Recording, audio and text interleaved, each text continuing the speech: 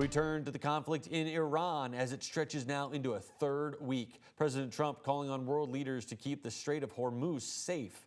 ABC's Nicole D'Antonio has the latest details. This morning, the U.S. and Israel launching new strikes on Iran. Dozens reportedly killed after an Israeli strike on an industrial site in Isfahan.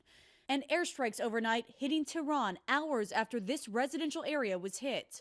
The Pentagon says it has reduced that country's missile volume by 90% and its drone capability by 95%. But Iran not backing down. We are ready to defend ourselves as long as it takes.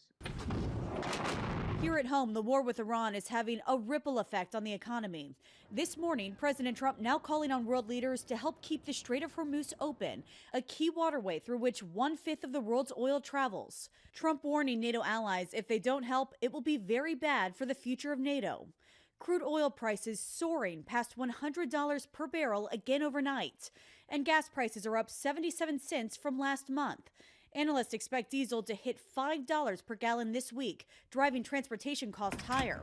That means higher prices in the grocery store, particularly for fresh foods which are delivered daily to supermarkets. How long should Americans expect for gas prices to be high? Yeah, I think that this conflict will certainly come to the end in the next few weeks. Could be sooner than that, but the conflict will come to the end in the next few weeks, and we'll see a rebound in supplies and a pushing down of prices after that. Nicole D'Antonio, ABC News, Washington. Analysts warn that oil prices aren't likely to go back down until shipping traffic starts moving again in the Strait of Hormuz. Even then, it could still take months before countries in the Middle East start to ramp up their oil production again. And over the weekend, we have learned from the Pentagon, they announced the identities of 6 airmen who died in a plane crash in Iraq last week. That crash happened on Thursday. 2 of those soldiers are from Indiana and Kentucky. 34-year-old Sergeant Ashley B. Pruitt of Bardstown, Kentucky, was assigned to the 6th Air Refueling Wing at MacDill Air Base out of Florida.